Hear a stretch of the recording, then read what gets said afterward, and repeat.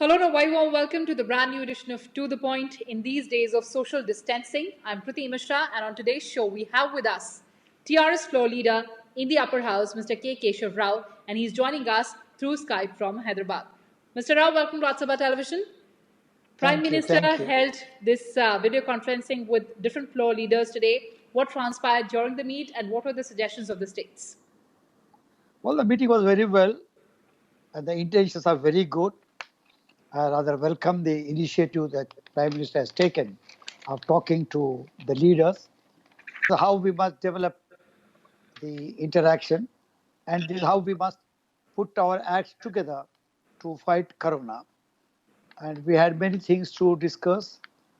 Uppermost in our mind was whether we should continue the present lockdown or lift it. There were different views, but I held a very strong view that it must be continued, although the costs are enormous. We know the lockdown costs are very enormous, but there is no alternative. It is best of the bad deal. We must do it. Economically speaking also, the costs are very many. We must meet the fallout of the lockdown, and we must do it. This is what exactly I told them and gave them my own assessment of the situation in Andhra Pradesh. Same thing. There's nothing like Andhra Pradesh or anything because all entire country is facing it. Difficult. We are passing through very difficult periods, and the same is the case everywhere. This is what exactly we do, but this is what exactly has happened. Unless you have specific questions, I will be able to answer you. Right, sir. So let's talk about your state, which is Telangana. Of course, it is crossing the 400 mark as far as the COVID-19 cases are concerned. What is Telangana's strategy to combat this invisible See, enemy? well, look here. The strategies are same, but we are very strict. I think I would not like to point a score or at least look as if I'm scoring a point, but we are doing fine because we are only 404. That 404 also has come because of the recent, the Tabligh Jamaat, which has disturbed our apple cart. Otherwise, we were very fine. We are doing best as far as social distancing is concerned and providing the relief to the people, particularly the migrant labor sort of things. There are two things we are fighting. One is COVID. There's nothing like we have all that we can do is prevent it at best. The curative thing, we have not yet found any vaccine. The world has not found it. So we are fighting something which we don't know ourselves. Second thing is the activity, the minimum activity, particularly the agricultural operations. Now it is a rabi season. Lakhs of acreage has gone into the plow. So we must take care of that particular thing. So we have appointed a special ministerial group to look after how to buy what has come out. So the storage, buying part, and the purchasing part, these things we are taking care. And that is why in the essential commodities, we have also kept open these fertilizers and seeds, sort of things, and even motors, and the people to look after the repairs of the motors and other things, etc. So this is one part as far as the agriculture is concerned, because that has become very great. As far as the other thing is concerned, we have shut down all sorts of activity, economic activity. Shops are closed. People are not allowed to go onto the roads. But we have some problems in this. For example, the medical equipment is not as they should be. The center has to give us, but we have to procure ourselves. For example, N95, PPEs. These things are preventive equipment. These are things which we are finding short, but we are looking into them and coming to grips with the situation. See, the question today is why we are insisting on this continuance of the lockdown is because once we lift it, it is not possible to reimpose it again. That is not that easy as we are thinking. Once we relax it, it will spread to the village, rural areas, where the health facilities are not as good as they are supposed to be, or as good as they are in the rural areas. See, first the initial panic is, if not over, and has come down. So we need, since the panic has come down, we are able to fight uh, the virus as such. I know our economic fabric is not that strong, is weak, but that does not mean we should prioritize economic growth to our very lives. I told the Prime Minister the story of Gautama Buddha when he went to the forest and he fell unconscious, and Sujata wanted to give food to him, and he said no unless he finds answers to his questions, philosophical questions. She said he will get the answers only if he's alive. So is the question today. We must be first look to our lives, then we must think of the economics. All these economics can be built up again, but life cannot be got back. See, we in Telangana, this is central government is giving a lot of things. They have made 4 presentations. The secretaries, health and home, and also I think 4 secretaries gave the very good presentations. But let me tell you, more than what the others are doing, I have done. I'm not trying to score a point, as I said already, but nonetheless, I have to tell. They are trying to give 1,000 rupees thing. We are already giving pensions to seniors at 2,000. This is going on, and now this time during the COVID time, we have added 1,000 rupees per month, giving in 2 installments, particularly to the migrant labor, and we are 12 kilos of rice free. I've charged all people. First we said ration card, those who have the white ration card, that is BPL ration card. But now we said ration cards, no ration cards. Anybody who wants it, poor man, whom we can easily recognize the moment he comes to a shop. That is why we are trying to give them. I should certainly, at this point of time, praise my chief minister, who is spending 24 into 7 hours. A poor man, I'm not nearer to him, but nonetheless, I know every day from 12 o'clock in the afternoon to night, 10 o'clock, he reviews all the committees, all the meeting, all the officers, and by himself tries to contact the district collectors, and also the police and other things to find out the well-being of the people who are affected. Uh, then when we look into this as to what exactly we should do, nation is full. We are not short of food items, food grains. Yes. Our godowns are with 60 million tons of food grains that can be released to our people. But my point is, the people are nearer to the states, not the center. People live in states, Right. so on the ground. So the one who can reach them this kind of help or aid, assistance is the states. So best thing is to work through the states. The presently, I will not complain, but I have my own reservations. Everything being cast through the PMO office is not good, because the micro things, the small things that crop up are known to the state government or to the people who are nearer to the people. So that is what I'm saying. Let all these things be done through the states. The rice can be sent to the states so that they will distribute it. If they want to send N95, send to PPEs, send to states. Equipment sent to states so that they can reach the hospitals.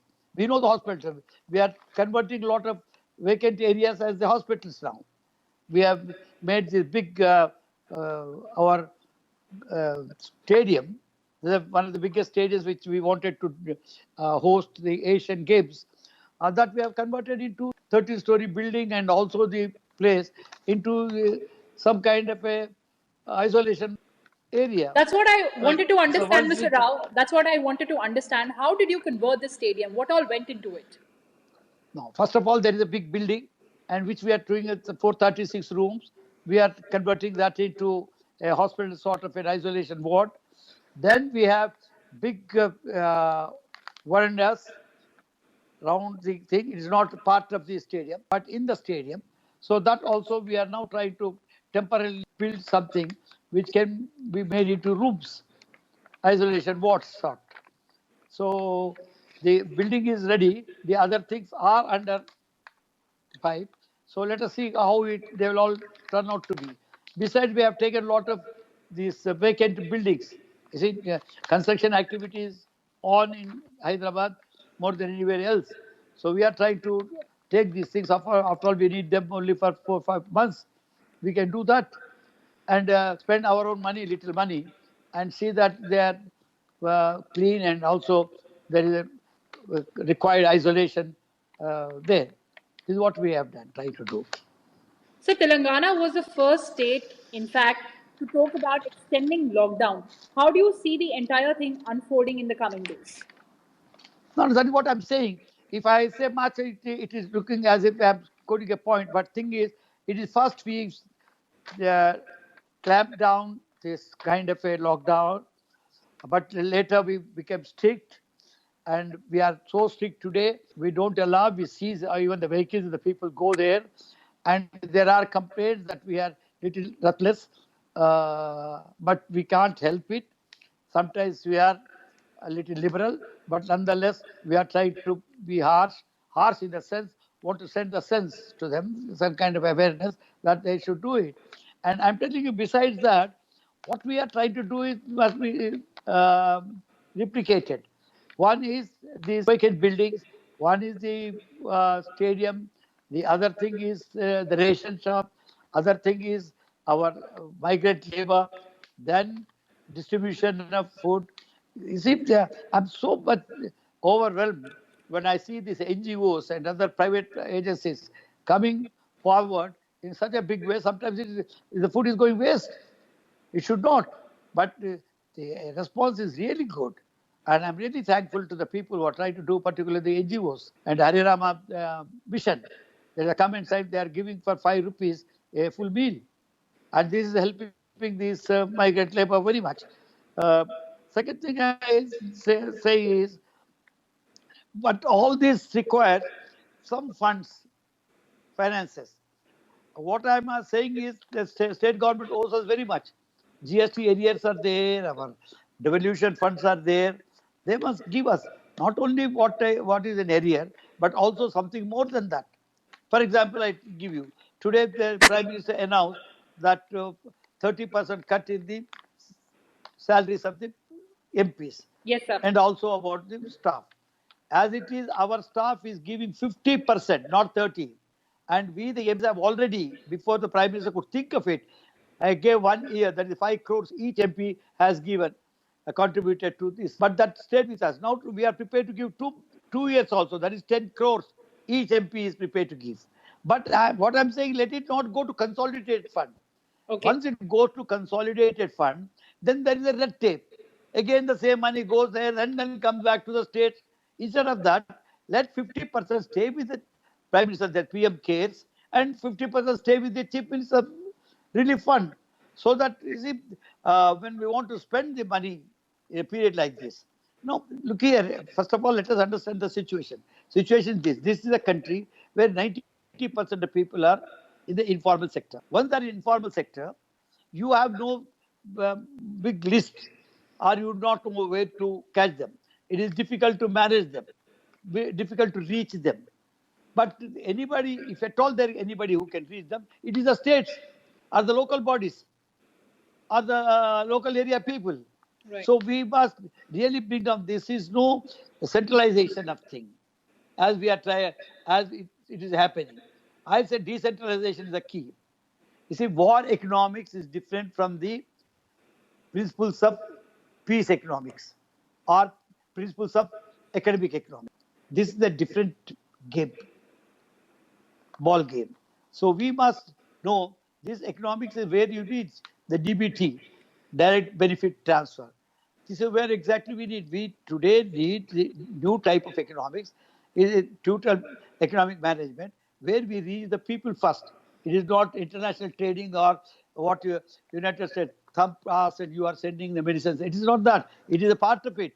But essentially, when we are looking to this issue, we must look to the people whom we reach, the relief camps, the relief to the people, the health care, the semi-health care, you know, sort of things. This is what exactly we are trying to do. This we have tried to impress on the Prime Minister, and he was appreciative of the points that we said.